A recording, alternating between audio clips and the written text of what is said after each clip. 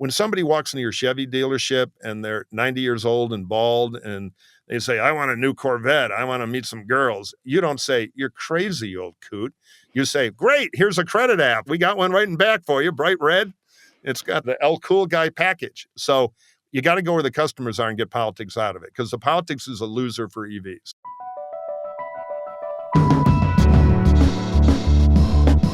From Christianity Today, you're listening to The Bulletin, a podcast about the people, events, and issues that are shaping our world. I'm Clarissa Mall, producer and moderator of The Bulletin. In this episode, Russell Moore, Mike Cosper, and I discuss last night's first presidential debate. Next, NBC News analyst Mike Murphy joins us to talk about the future of electric vehicles and why you may want one. Finally, gender youth medicine is a highly controversial topic, both inside and outside the church. Mark Yarhouse and Rebecca McLaughlin join us to talk about the Cass Review and how Christians can respond to children who are wrestling with issues of gender identity. It's going to be a good one. Welcome to the show.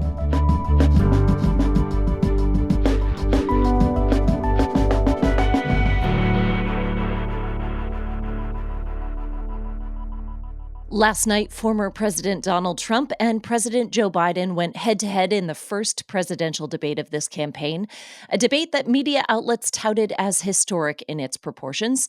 Certainly, it was a unique debate in American politics, where mics were muted, the audience was absent, and a split screen highlighted stark differences in the two candidates. A debate that reinforced what many voters have come to see as the personas of the Republican and Democratic parties. Russell, I'd love to hear from you. What impact do you think these unique debate conditions had on the discourse we saw last night? Nothing. The real issue had nothing to do with the debate setup. It had nothing to do with the moderators, nothing to do with even the timing of the debate being as early as it is. It had everything to do with the fact that the only thing that President Biden had to communicate to the country is that he is up for the job and also up for the task of carrying out the message against this really disturbed and noxious and dangerous human being in Donald Trump. And he did not do that. That's what I think is going to stick. I've been talking to elected officials and others, including those very, very supportive of President Biden, all through the night back and forth. And the way of casting this is, oh, it's media panic and stop wetting the bed, as some people are saying. That's not what's happening here. This is completely legitimate freak out for a number of reasons. One of those reasons being because it's not, oh, well, this is one debate and then we can recalibrate. It's one debate that sealed into people's minds what they already worried about and what people have been warning about for a year, including a lot of us who are very disturbed and terrified by the idea of a Donald Trump presidency. I was sort of 50-50 on whether he would come in and be the Joe we've seen in the last 6 months or be the Joe Biden that we saw at the State of the Union. You know, he took a very, very long prep period of basically no public events, withdrawing, resting, getting ready for it. So I thought, well, maybe he's going to come in tanned, rested, and ready, as they say. And he did not. And I think it is remarkable. I mean, you watch it and you go, wow, that was really bad. And then you see the replay highlights as they start getting posted and shared. And you realize, oh, it was way even worse than it was. Thomas Friedman, New York Times opinion columnist, somebody who has been a big booster and supporter of Biden, wrote this morning, and second sentence says, I cannot remember a more heartbreaking moment in American presidential campaign politics in my lifetime, precisely because of what it, meaning the debate, revealed. Joe Biden, a good man and a good president, has no business running for re-election. That's huge. And that's one of dozens and dozens of his surrogates and supporters who are coming out and saying this. Russell, there's been a lot of talk about replacing him. Can Democrats actually do that? Is that even an option? You will have this kind of language being used of, well, the party elders need to go to the White House and say you have to step back, alluding to during Watergate when Barry Goldwater and others went to the White House to tell Nixon it's over. The problem is those party structures don't exist anymore. And if they did, we wouldn't be in this situation because you wouldn't have seen an unhinged an insurrectionist, adjudicated rapist as the nominee of the Republican Party, and you would not have seen Joe Biden, he was actually able to be, in some sense, maneuvered away from running in 2016. Whether that was a good idea or not at the time is a different story, but those structures don't exist now. Private pressure is not going to work. It's not, okay, Mr. President, you didn't do a good job. It's going to take public pressure taking a very loud pitch, and not just from media types, but from elected officials. The real issue for us is that you have an already tinderbox world with people who are at the point of anxiety all over the world, very uncertain future, looking at this and saying, this is what we're hoping for and counting on. That's a terrifying reality. Where does the responsibility lie? It certainly can't be only at the feet of an aging president who doesn't want to relinquish his position. There was a tweet last night from Meghan McCain that I thought put this well. She said, Biden's staff is full of ghouls. Has the White House press corps, have the people around him, have they been doing their jobs and asking the right questions? Part of what's disturbing about last night is the degree to which it's not entirely surprising, because there have been these moments, there have been these glimpses of a guy who's definitely getting older. And in the midst of that, you keep getting these stories published about how, well, behind the scenes, he's doing one-armed push-ups and he's got more energy than the rest of us. To some extent, that's political spin, and you get it. Politicians lie, and they lie about how healthy and fit and virile they are and how hard, oh my goodness, how far they hit a golf ball. That whole bit was just pathetic and sad. That was the lowest point of the night.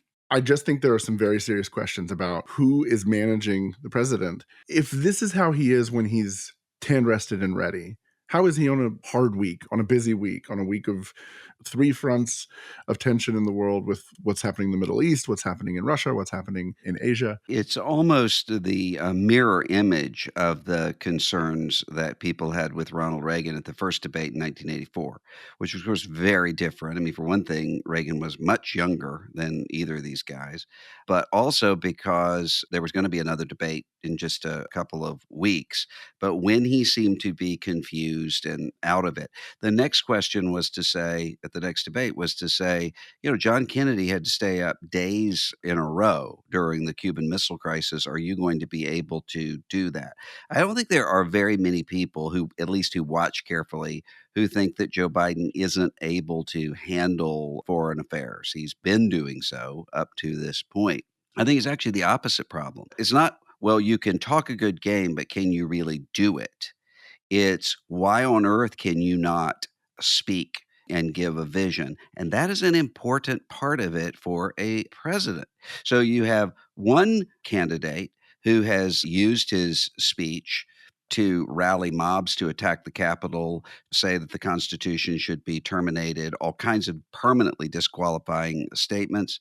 And then another candidate who seemed as though he was about to fall asleep over into the podium and had a blank, open-mouthed stare. What is going to happen when there is an emergency in this country that's going to require someone to be able to stand up and to rally the American people behind him?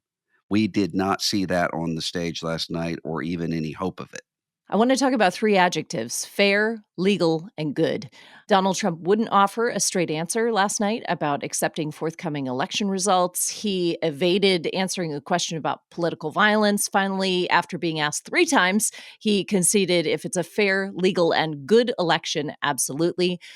We've heard this before, but how did it fall on your ears to hear it directly in a debate addressed to the nation?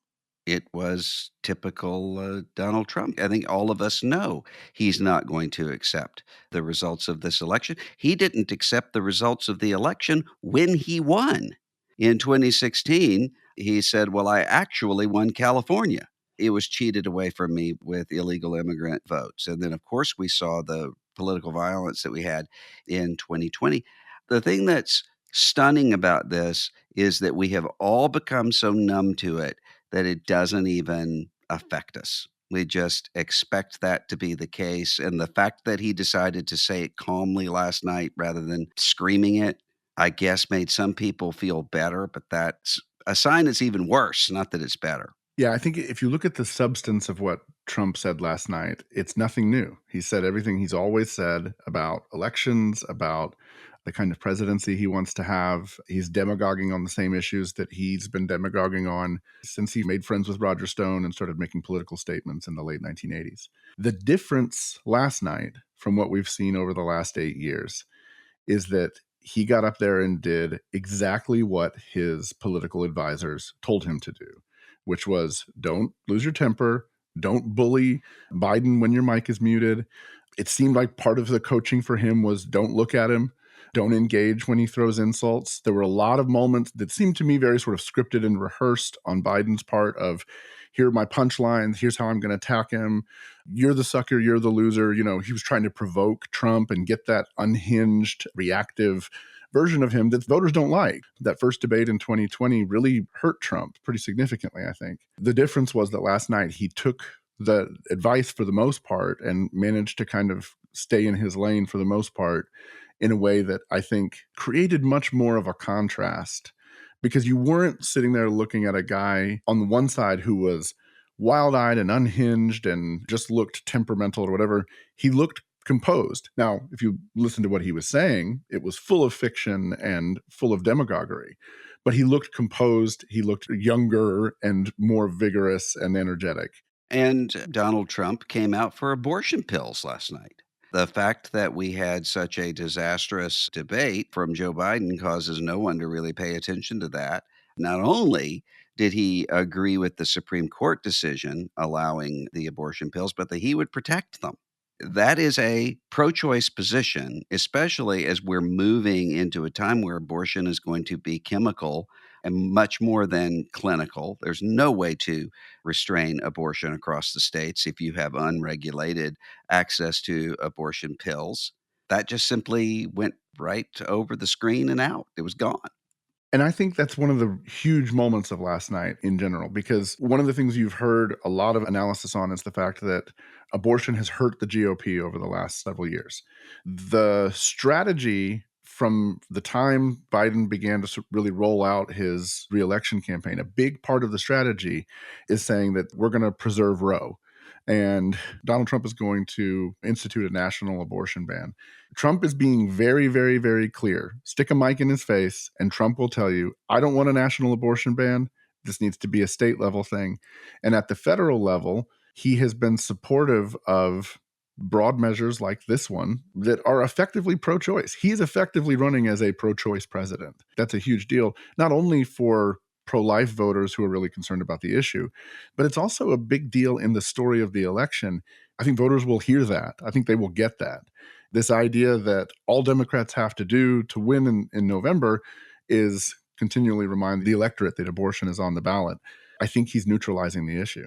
Neither of these guys seem to be very authentically where their base expects them to be on this, and that really shows. You'll have pro choice activists who will pull their hair out saying, I mean, even before this, Joe Biden won't say the word abortion. He's dancing around it on, yeah, he's an Irish Catholic conscience that you can only get so far with that. It's just a complete mismatch.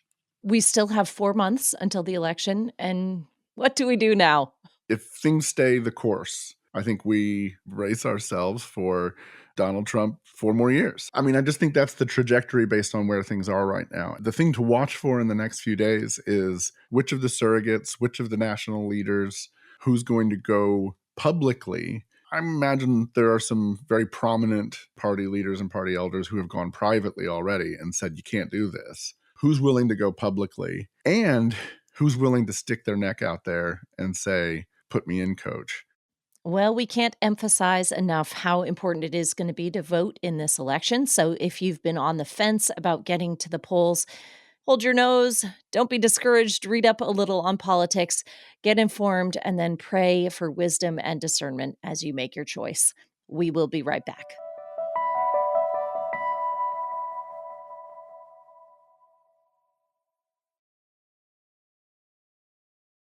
This week, German automaker Volkswagen gave the electric vehicle industry a boost when it promised to invest $5 billion in Tesla rival Rivian. In recent months, both Europe and the US have been struggling to figure out how to approach the EV output of China, where the government has infused cash into the industry and provided a host of non monetary incentives for auto manufacturers to produce EVs. In the US, sales are higher than ever, but production is slowing, and word on the street is that consumer interest may be waning. In a recent AAA survey, 63% of Americans said they were unlikely or highly unlikely to buy an electric car. And in a McKinsey survey, 46% of Americans who already own one wouldn't buy again. Joining us to talk about all things EV is Mike Murphy, an NBC News analyst and CEO of the EV Politics Project, a bipartisan effort to better understand the growing divide between Republicans and Democrats and independents over electric vehicle adoption. Mike, welcome to the Bulletin. It is great to be here. Thanks for having me. So, when I hear a statistic like this, Mike, that 63% of Americans aren't interested in owning an EV, I wonder, are we just afraid of what we don't know? Could you define some terms for us? What is an electric vehicle? Is my parents' hybrid technically electric too? And what was the original purpose of EVs? So, when the first cars came around, the leading car was an EV. Interestingly, back then, and I have an old advertising poster from an old Detroit Electric, my hometown, and it shows these very happy women driving their electric. They were sold to women because the argument was women didn't want these dirty, sooty engines coughing smoke all over them, and they didn't want to do the old hand crank to start the car because it could break your arm. So EVs were originally number one. Then the internal combustion engine came by, and look, they're good. ICE cars, they're fast. You put gas in them, you go a long distance. But over time, the engineering on electrics and the battery technology got better.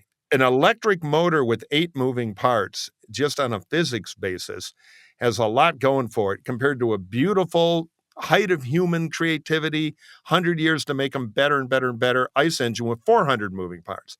So the EVs, for a lot of use cases, are really pretty good. Most people only drive 40 miles a day.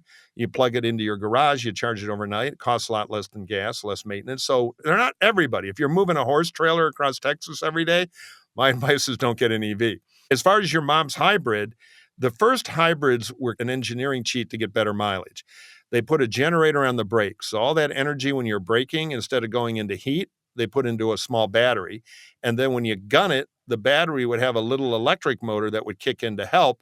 And it was just a way to make your gas mileage better.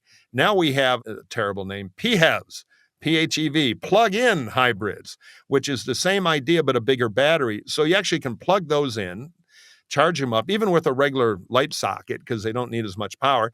And you can drive 30, 40, 50 miles a day, just electric. And then the gas engine kicks in when you're going farther or run out of charge or whatever. The engineers, if you put a few beers in them, will say, look, they're great, but you have 2 powertrains. So long term, as the batteries get better, think about electric, 1 powertrain, less maintenance. But for now, the plug-in hybrids for a lot of people work pretty well, and their sales are going up too. So I'm a conservative Republican, but I hate the dumb bashing of EVs without facts because the Chinese, as you mentioned in your intro, their plan is very simple. Let's take over the whole worldwide car market. And before 2021, the Chinese spent 7 times as much as anybody else, including us, subsidizing building EV plants. Now, a lot went bankrupt, but that and paying their auto workers $10 an hour, they're very competitive in their home market, which is 50% EV, and around the world. I've talked to auto executives who say, look at what's happening in Latin America. They're wiping everybody out.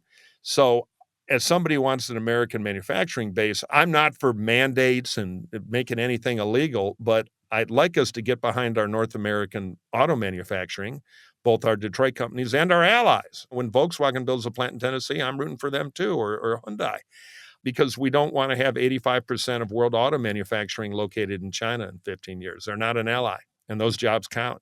So both US and Europe are imposing tariffs on China in response to this production. And back in May, Biden raised tariffs on $18 billion worth of Chinese imports. Are EVs the next global space race? And are they really as much of a threat, perhaps, as we see in the headlines? Or is this the tip of the iceberg for larger global concerns that the West is trying to address? I think both are true. I don't like tariffs. But in the short term, if the Chinese are trying to buy the world market, And, in China, you don't get a vote. They tell you what you're driving, comrade.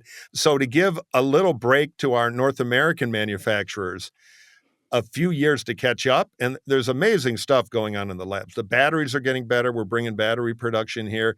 So to have a little timeout with tariffs, to not let the Chinese just invade. So catch-up tariffs, I think, are unfortunate but necessary, but not for long. The key here is we've got, with American ingenuity and technology and our European and South Korean and Japanese allies, we got to go win the world market, because for most people, these things work really well. And, I don't talk a lot about the environmental benefits. That can be polarizing with Republicans. Just the use case. You'll never see a transmission shop again. There are a lot of reasons why they can win a fair fight. We just have to get the prices down, and we have to fix charging. And I think over the next 3 years, you're going to see a lot of progress on both. What are some of those environmental concerns that folks have? Well, obviously of CO2 vehicles, there's emissions and moving the oil, drilling the oil. There's a lot. On EVs, the main criticism is, they're full of filthy lithium. And it's true. Lithium refining is not the coolest thing in the world, and it's mostly in China now. But we're moving it here. There's a ton of lithium in the U.S. We're self-sufficient in lithium. There's a big mine they're doing in California, and we do have safety standards here, which means our lithium make your car cost $500 more. But I think for an American worker to safely mine it, most people will be okay with that. The other argument is critical minerals. Inside the batteries, there's stuff like cobalt, which right now you can go mine in Africa, and let's just say you don't treat the miners that well. Well, we're the leaders in new processes to recycle the cobalt in existing batteries, because there's no reason why the cobalt can't last through 50 batteries for 100 years. It's not eaten up by use. So we can have a closed loop where the same cobalt keeps going. So we're turning the corner on that. Now, some people also say, aha, I gotcha. The coal power plants create more pollution. So when you drive an electric, you're creating more. Gotcha. That is absolutely true in one state, West Virginia, where it's all coal-fired power. Not true in any other state, because there's more and more nuclear coming online now, solar, wind, natural gas, cleaner power. So that little trick sounds good, but if you live in West Virginia, it's true. Everywhere else, you're making a big CO2. Then there's an argument when you make the car, making an electric creates more pollution. And that's true as long as you only drive the electric 11 miles, lock it in your garage, and never drive it again. There's like a deficit when it comes out of the factory. Drive it for 12,000 miles in 2 years, you're way ahead, net, including the factory costs. So a lot of myths out there. And they don't catch fire. That's the other one. They're going to explode. They catch fire at 1/10 the rate. We're evangelical Christians here.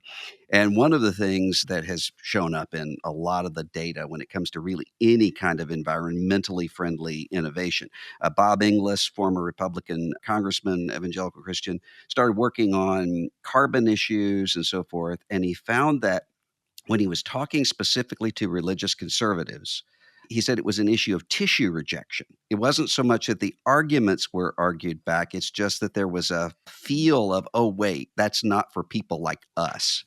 How do you cut through that with something like talking to people about electric vehicles when they immediately think, that's nature worshiping ecologists out there? We did a big national poll, and we asked people about it. We were the first to really do EV research based on your political identity, Repub, Democrat, Independent, Conservative, Liberal. And that is it. When you ask people what they like about electric cars, Democrats and Republicans look the same on, oh boy, no gas every year, $1,000 a year, no repairs, they're fast, they're fun to drive. They're the same. Then when you say they're good for the environment, the Republicans like, oh, here it comes. This is a Biden mobile. They're going to make me drive this thing, and Bernie Sanders is going to be my newest friend. And, it's a trigger because we're in a very polarized politics now. And so I tell the industry, if you don't get Republican hearts and minds to look at these things as vehicles, not as virtue signaling, you're never going to sell enough to get to the market size you want and need to compete. It is interesting. A lot of the environmental groups are very pro-electrification. And so they call me up, oh, we want to see your polling. And then it's a cold meeting for a little while because I say the biggest problem is, remember the white polar bears? They all nod. There was a famous ad when the Nissan Leaf came out with a bunch of white polar bears from the Arctic who are now going to live because of electric cars. And they go to some poor guy's driveway and hug him. And then they put the little leaves on the car. They called the car the Leaf. And that scared away Republicans who smelled, I don't want to make a political statement with our vehicle. And it's all over the polling. The most successful marketing of an electric vehicle in the United States is not a car company. It's Polaris, who make the ATVs. Those things can cost well over $35,000 a year. They're an investment. They have an electric model. They don't even call it electric. They call it the kinetic. And the pitch is not, you're going to be, you and Mother Nature, go hug a tree.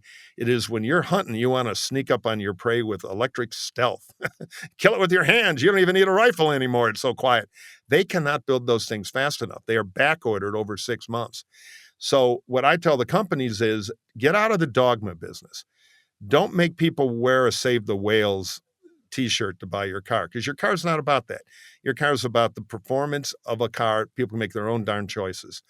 And don't be taking sides, because in politics in our era now, you instantly alienate half the country. I grew up around the car business a bit in Detroit.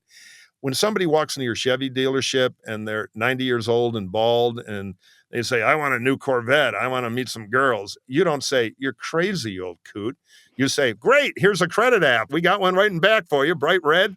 It's got the El Cool Guy package. So you got to go where the customers are and get politics out of it, because the politics is a loser for EVs, the preaching. It's interesting you say that, because one of the most successful companies in the US, I think the most popular brand in the US for EVs is Tesla.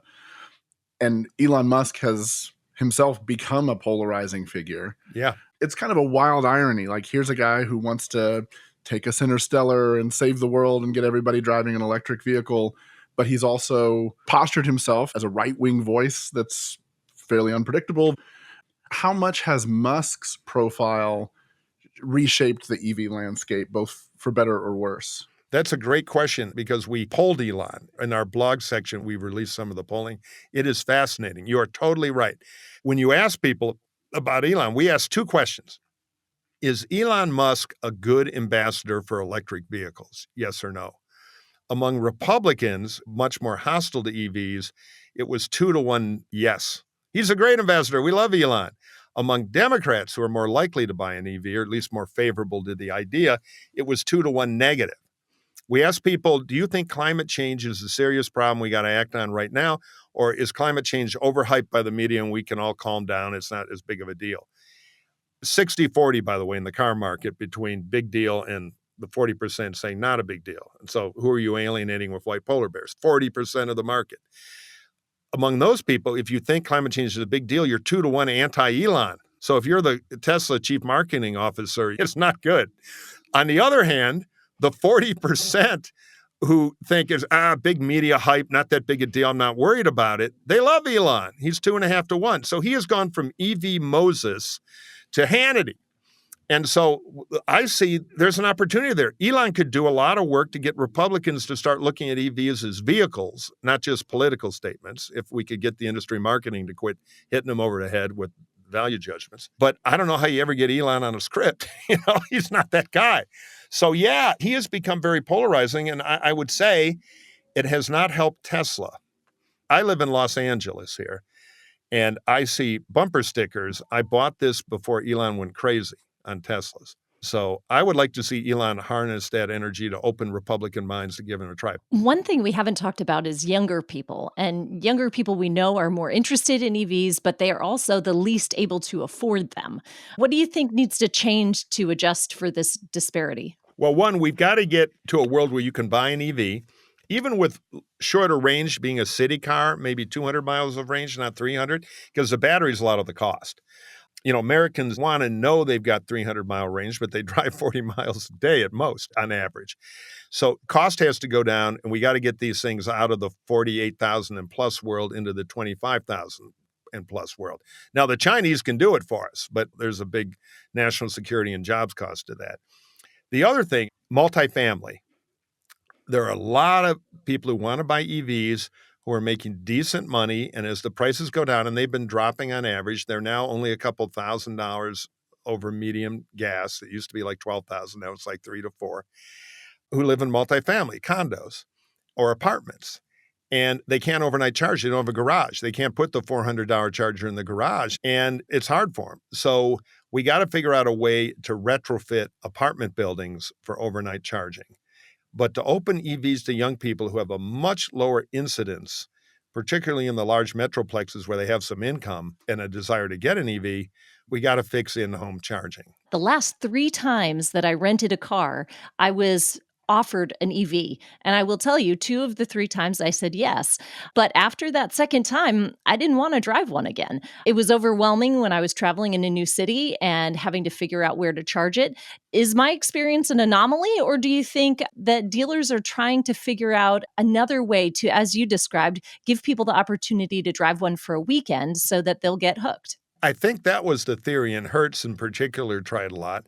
The problem was when you're on a stress-filled trip and you don't have any time to monkey around and you're in a new city, and wait a minute, what is that freeway exit? Doesn't make sense.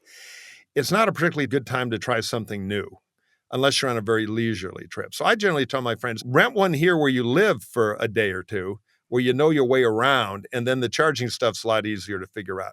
Also, there's an app you want to put on your phone called PlugShare.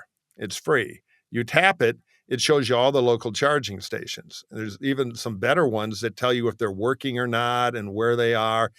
So the EV thing is a transition most people can do quickly, but don't do it on a trip where you're under stress in a new place. That creates more bad experiences than good. Cosper, Russell, how do you expect to see a discussion around electric vehicles being present in the upcoming elections? What do you think candidates are going to use in this conversation to appeal to voters? I don't know that there will be a lot of EV conversation this year just because there's so many other crazy things that are going on. I think it's a longer term sort of question. And particularly with the audience that we're talking to mostly, I think there are going to be some questions about religious people tend to have bigger families. Are you going to be able to have minivans that are electric vehicles? Those sorts of questions.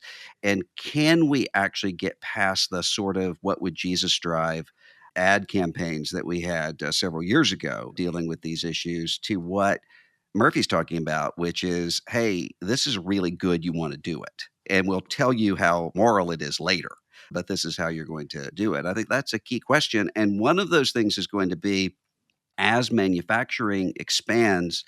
Mike mentioned Tennessee with some opposition from some of the auto workers unions. Those questions are going to be tough. But when you have those manufacturing plants expanding into red states and you have people actually working there who are red state people, go to church, and they like it, I think that could change the equation some. The experience of driving one was what changed my mind about them. I was very skeptical about them in general for all kinds of reasons, in part because it felt like we're still sort of too early with the technology to be real excited about them, given some of the concerns about batteries and all that. That was kind of my mindset beforehand. Driving the thing, you realize it is a very different thing. It's a very different experience.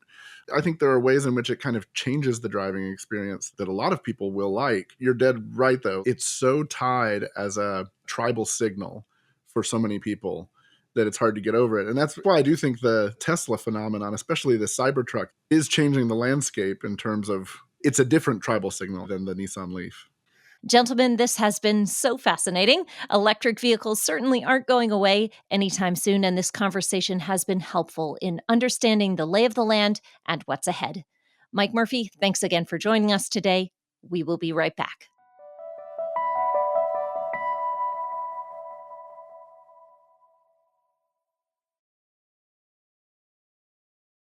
This past spring, the National Health Service in England released a study called the Cass Review.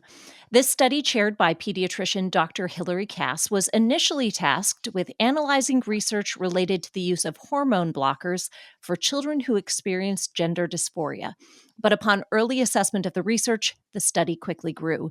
In their review, Cass and her team evaluated the kind of care that children who question their gender receive, and more importantly, the research that underpins how those care decisions are made. There is no way that a single bulletin segment could encompass all of the complexities Christians wrestle with as we face this particular cultural and spiritual challenge. However, we know that when a subject feels too big, we're often apt to turn away rather than attempt to face it. So today, we'd like to take a single step in the right direction, talking specifically about this new report and youth gender medicine. To help us do that, we've invited Mark Yarhouse, a clinical psychologist and director of the Sexual and Gender Gender Identity Institute at Wheaton College. We're also delighted to have with us Rebecca McLaughlin, author of a number of books, including Does the Bible Affirm Same-Sex Relationships? And the 2020 CT Book Award winner, Confronting Christianity. Mark and Rebecca, welcome to the Bulletin. Great to be here. Thank you. So, Mark, I want to begin with you. And these terms that we read about as we read the Cass Review and other headline news on this topic require a little bit of definition for us. So could you begin by just sharing with us what is gender dysphoria and why was the Cass Review initiated? Gender dysphoria refers to distress that can be associated with a discordance or a lack of fit between a person's biological sex and their experience of their gender. And so if you think of euphoria as a positive emotional state, dysphoria as a negative emotional state that's associated with that discordance that some people would experience. And then the Cass Review was initiated by the National Health Services in England to look at the treatment of transgender youth in the UK. And it was the result of a longstanding investigation over several years of how care was being provided in that setting to youth. And a number of questions and even complaints had been generated. And so I think there was a wholesale desire to do something comprehensive to really look at what does care look like. And in that country, care was all through a centralized clinic, which would be different than some countries, similar to others in how countries approach this. What did the Cass Review actually reveal about the research that has previously been done around gender identity services, particularly as it relates to children? Well, I think it said that a number of experts and organizations were overstating the quality of the research and the findings of the research. And it was really pulling back, saying, if we look at just basic standards of practice for working with youth, we have this kind of a bar, and these studies are coming under that bar. So I think it really wanted to elevate the conversation to what are the standards we normally have in the care of youth, children and adolescents, and do the existing interventions rely on the same quality of studies? And the answer was no. The review did not see, through systematic analysis of existing research and a number of other sources, they just didn't feel like it met the standards that would normally be used when you make practices available and decisions placed in front of parents on behalf of their children. What were the initial responses to that? Because that sounds like it might be controversial. My understanding is that in the UK, the National Health Service welcomed it, received it. I even read that there was a desire on their part to do a comparable review of adult care. And this isn't the only country that's been doing this kind of systematic analysis. A couple of other countries have done something similar. And so part of the recommendations is let's not make this standard practice to do medically affirmative care, which would involve like puberty blockers and cross-sex hormones and kind of walking down that path. Let's be careful about doing it that way. Let's limit that to research protocols. And so those go through a higher standard of institutional review board. They're evaluated. There's ethical compliance. There's a lot more control over something like that. And so there's been a couple of countries, the UK is one of them, where that recommendation was put forth so that it wouldn't be just up to the discretion of the practitioner to initiate medically affirmative care. It would be much more measured and controlled. And some people think that's great. Some people have responded that what about all the kids who could get care, should be getting care? So I think it's been controversial in some places, like in the US, where it's a little bit of a different conversation that has not been as warmly embraced. Others are pretty supportive of the findings. Rebecca, you grew up in the UK. How do you see the Cass Review affecting the situation overseas? And do you think that doctors in the US could say the same thing in our political context? Yeah, I'm generally a big fan of England coming out of any conversation looking great. In this scenario, actually, the United Kingdom has come out looking pretty terrible in terms of how the last 15 years really have played out, in terms of how young people who are reporting on gender dysphoria have been received in the kind of interventions that they've had. So Mark mentioned that in light of the Cass report's recommendations that the UK's health service had changed its practice in terms of prescribing puberty blocking drugs. That's true. I think it was the 5th country in Europe to do that. And The Economist, for example, which is in many ways, in a lot of social issues, not a conservative-leaning publication, described the report as damning of how the UK has conducted its treatment of young people. And one of the things that the Cass report observed was that in the last 15 years or so, the number of kids being referred for care of some kind regarding gender dysphoria has increased by orders of magnitude in the UK, and this is also true across the West. And the proportion of males versus females has flipped to where it's actually now majority women and girls who are reporting gender dysphoria, and actually a significant proportion of them who haven't shown any signs of gender dysphoria from early childhood. It's something that's, according to the Cass report, one of the comments made was that actually this does seem to be something which, at least in a number of cases, is spreading via engagement with social media, via engagement with peers, seeing whole sort of friendship groups starting to identify as something outside of their biological sex, whether it's identifying as trans boys or identifying as non-binary is particularly typical, I think. And that a lot of the reasons that have been given for putting these young people on puberty blocking drugs turn out to actually not be well supported by the evidence. So, for example, the argument's often made, well, if you put young people on puberty blocking drugs, it just gives them time to think. It doesn't actually push them in any particular direction. It just sort of buys them time. It turns out that I think it was something like 98 or 99% of kids who'd been put on puberty blockers ended up taking cross-sex hormones. So it doesn't seem to be something that just kind of is a neutral step.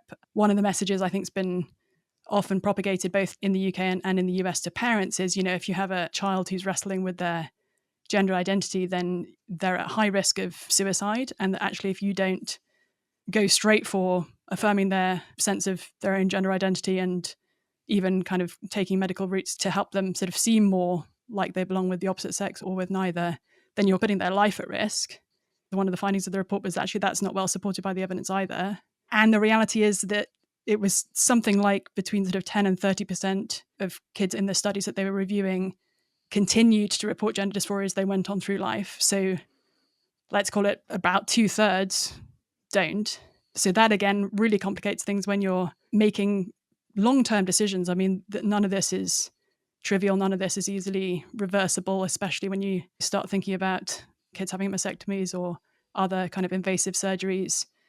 We're really having young people before an age where we would allow them to vote, often even before the age when we might allow them to drive, making decisions about their bodies that will affect them for the rest of their lives. Mike, in a recent piece for The Dispatch, Jesse Singal blames much of the U.S. response to youth gender medicine on activist-infused journalism. How do you think the media has shaped this conversation, particularly about children? I think Rebecca hit on one of the significant issues that has shaped a lot of this, which is this deep anxiety that comes with these issues because of the narrative that children and young adults and adults who experience this kind of gender dysphoria are far more likely to have deaths of despair of some sort, whether it's suicide or addiction or other things. As somebody who's written about this, and we've podcasted about this before and so shared about it on social media, I mean, one of the things that you almost immediately will see if you post a link to a story about this that's at all critical of the gender ideology, you'll get a response that says something to the effect of, well, this is just going to lead to the deaths of more transgender kids, or this is just going to lead to more addiction, or whatever the case is. And that's an incredibly powerful narrative. And I think for journalists in particular, like if we think in terms of good faith but bad ideas, a lot of journalists encounter those narratives and they hear those stories. And there are examples of those stories, obviously, of transgender kids who end their lives, or kids who are in situations where they weren't getting these treatments and they were asking for them, who ended their lives, that sort of things. If you're bought in on this ideology and you encounter those stories without questioning some of the larger issues, which I think the Cass report rightly brings up, what's the difference between correlation and causation, et cetera, it becomes very easy to want to amplify a narrative like that. And in doing so, as a parent, if that's the thing you're hearing, let's say you don't have strong orthodox convictions about gender and faith and that sort of thing, and you're hearing those stories amplified on a regular basis, it becomes very easy to say, yes, I love my kid. I'll give my kid whatever they need to save their life. And if that means affirming their sense of gender identity at 8, 9, 10 years old, I'll certainly do that. The importance of something like the Cass report is that it is this sober examination of a narrative that's very sacred to the activists in particular, and saying, does the data back up this version of the story? And then if it doesn't, it's very important for journalists to correct the record, because it turns out you're not helping anyone. You're just setting the table for another layer, another kind of pain, a much more difficult kind of pain in many ways, that is, in some cases, permanent. I love how the Cass report is extremely and appropriately measured in its language. The report concludes the evidence does not adequately support the claim that gender-affirming treatment reduces suicide risk. And another finding of the report was that actually the diagnosis of trans identity is masking all sorts of other mental health conditions that are often not being properly addressed, that the proportion of kids who are reporting gender dysphoria are disproportionately likely to have other mental health challenges. Just on Thursday of this week, the New York Times reported that Biden officials had pushed to remove age limits for trans surgery. In newly released emails from an influential group that issued transgender medical guidelines, they indicated that U.S. health officials had lobbied to remove age minimums for surgeries in minors because of concerns of political fallout. How can we do research in a way that has integrity when there are so many other sort of bad actors involved in this kind of research? Is there a way to cut through the social media and the politics to look at real, measurable, objective research? It's difficult in the US context. The UK had this central clinic, much as like the Netherlands does. All the data is collected by one centralized clinic. And in the US, many gender clinics have sprouted up, which is another critique of the whole development. It's in some ways become a bit of an industry, which is always difficult to know exactly how to respond, when things rise to that level. But I like the idea of finding an independent review, commissioning something like that. But I was talking to colleagues in Amsterdam, actually, a colleague at the gender clinic there, and it's much more polarized here in the US. There is not very much latitude to even ask questions or to raise ideas like maybe we should be more comprehensive in our evaluations. Rebecca mentioned the commonalities of these co-occurring concerns. So depressive disorders are very common, anxiety disorders are very common, autism spectrum disorder, ADHD. And so those should be evaluated when you're working with youth and treated before you even get to the question of how to respond to gender. You don't want children facing questions around gender out of a depressed mood state. You want to be able to help people see more clearly. But even asking that type of a question, are we doing comprehensive enough evaluations on the front end? When you ask that question, people start to wonder, are you part of the problem? Are you stopping kids from getting care? And of course, it's framed as one direction to be trans affirming. And so you're quickly on the bad list of people you can't go to for information that's sufficiently trans affirming. And so I think in the US, only some of the loudest, most strident voices end up deciding what constitutes a trans affirming posture. And that makes it very difficult for the average clinician who might work in this space, who otherwise would do good work and be comprehensive. When they raise questions, they cast doubts, or they end up being framed as negative towards the transgender community. And I think even people I know who aren't Christians in this space, but are just very competent clinicians in this space, have been painted as transphobic by just raising the question of doing more comprehensive care. So the very things that the Cass report says we should be doing, when people have done that in the US, they've been painted with a broad brush that they're transphobic and they're not sufficiently affirming. So it's very difficult in the US. And I know there's people who've been critical of Cass as the selection of the person, but she's very competent and qualified to do this. In the sense, it was probably good that she wasn't right in the middle of the gender services to be able to have a more objective opinion of everything. But to find that type of a person in the US and someone that people could really stand behind, I would love to see something like that develop, but it's such a difficult thing here. Russell, as we think about this Cass review and youth gender medicine, what do you think Christians need to know? One thing is to recognize what an anomaly our current cultural ecosystem actually is, as Rebecca alluded a little bit earlier.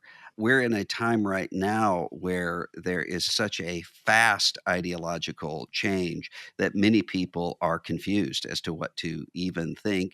And that means that often parents, particularly, and those who are ministering to kids and adolescents, don't even want to bring the subject up because they can't imagine how to even begin to answer it.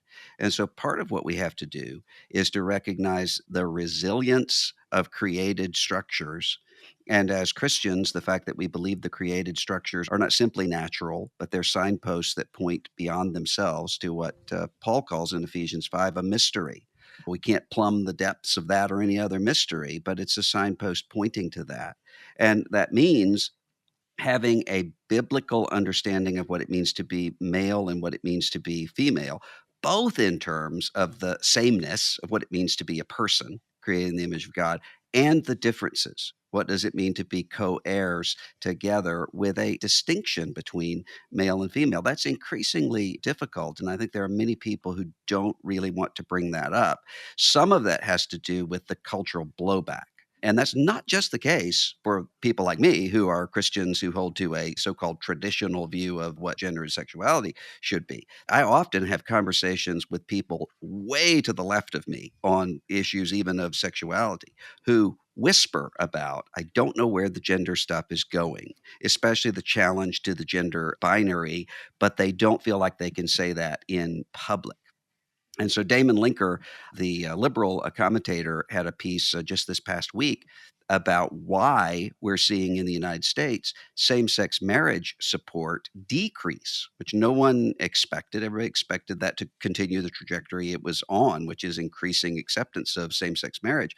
It's decreased. And his theory is because initially the arguments for same-sex marriage by people such as Jonathan Rauch and Andrew Sullivan was to say, we want marriage to be a conserving institution. We want to be like you. Now, those of us who hold to a historic Christian view would reject that argument, but it is a persuasive argument. Now, Linker says the argument is gender ultimately is malleable and it might be bigoted to even suggest that it exists in something more than cultural categories. That's an entirely different thing. And so I think there are many people who even wouldn't agree with us who are stepping back and saying, I just don't know where this is going. We have to be the people who aren't afraid of that and are willing to actually engage the conversation. Rebecca, you've done a lot of work helping young people to understand the various commitments of Christian orthodoxy. And I wonder, as we close, how do we talk to children about these issues? Because this isn't something just for adults. This is now conversation that's regular in youth groups. It's regular in elementary schools where a child comes home from school and tells mom or dad, hey, this child in my class decided that they want to be a boy instead of a girl, or my daughter refers to gender as a choice. What are some of the very basic first steps that parents can take in talking to their kids about such a complex issue? Yeah, it's something we talk about quite a bit in my household. I've got a 14-year-old, a 12-year-old, and a nearly 6-year-old. And my girls are in public school in Cambridge, Massachusetts. And especially for my 14-year-old, actually, the majority of her friends use pronouns other than the ones that would fit with their biological sex. So it's sort of the air that she breathes at school. From the ground up, I've talked to my kids about a biblical understanding of marriage and of what it means to be a man or a woman. I actually don't think you can read the Bible to your kids without talking about some of these things. And I think that getting the central gospel picture in the middle of the conversation for children, for adults, but especially as kids are growing their understanding of the Christian faith and of the differences between how Christians think and live and how other folks do. I've told my kids from the ground up, the reason marriage is male-female is actually primarily about Christ and the church. And one of the things that's been striking to me as I've spent quite a bit of time looking at, especially Ephesians 5, where Paul talks about marriage in these terms, drawing on an Old Testament tradition of comparing God to a faithful husband and Israel to his all too often unfaithful wife, building on Jesus' declaration that he's the bridegroom, and then pointing forward to what we see in the book of Revelation when Jesus' sort of marriage to his church brings heaven and earth back together. I've explained to them, this is what marriage is about. And actually that husbands and wives are called to different roles in marriage, not based on gendered psychology, but based on Christ-centered theology. And I think one of the ways in which, as Christians, we've actually, I think, misinterpreted the questions around maleness and femaleness is that we've imputed all sorts of gendered psychology to what it means to be a man or a woman. And I think when we take that pressure off and we stop saying, actually, there is almost kind of a gendered soul, that each of us has a body that's male or female, and then also a kind of a set of psychological characteristics that must go with that. And instead say, no, we'll have a body and we are called to live out our vocation as Christians in some circumstances differently as a man or as a woman, but that it's not actually dependent on a kind of gendered psychology, it's very freeing. And I think it makes a lot of sense of a lot of these conversations. In reality, there are average differences over populations between men and women. The average man is taller than the average woman, but we wouldn't say, if I'm taller than a man, it means that I'm sort of less of a woman or he's less of a man. Once we realize that this is a kind of conversation about averages, that the psychological differences are a spectrum, then we release our kids from needing to worry about whether their psychology fits with their anatomy. Because actually you can be a gentle and creative boy, or you can be a kind of feisty girl. It's all good. So long as we're following Jesus together and seeking to submit ourselves to him. I think what the Bible offers us is a vision that is actually very freeing and life-affirming. And I think what the trans movement offers us right now is a vision that's actually very regressive and destructive to the individuals concerned, as we're all sort of trying to figure out who we are on the inside out when actually the Lord's told us who we are from the outside in. Certainly no segment could possibly cover all of the vectors of this topic. But Mark and Rebecca, I'm grateful for your help in thinking critically about these issues. Thank you for joining us today. As Christians, we are called to both love God and our neighbors. And here at the Bulletin, we're convinced that talking about these kind of challenging issues can help us to do both better. As writer Rachel Gilson so beautifully puts it, we can and must affirm that God created humanity male and female. We can and must also walk patiently with all people who struggle to know what that means for them right now. Listeners, thanks for joining us this week on the Bulletin. We'll see you next week. The Bulletin is a production of Christianity Today. It's produced by Clarissa Mall. The associate producer is Leslie Thompson. This episode was mixed by TJ Hester. Theme music by Dan Phelps. Eric Petrick and Mike Cosper are the executive producers of CT Media Podcasts, and Matt Stevens is our senior producer. If you enjoyed this episode, please leave us a rating and review to help more people find the show. Thanks for listening.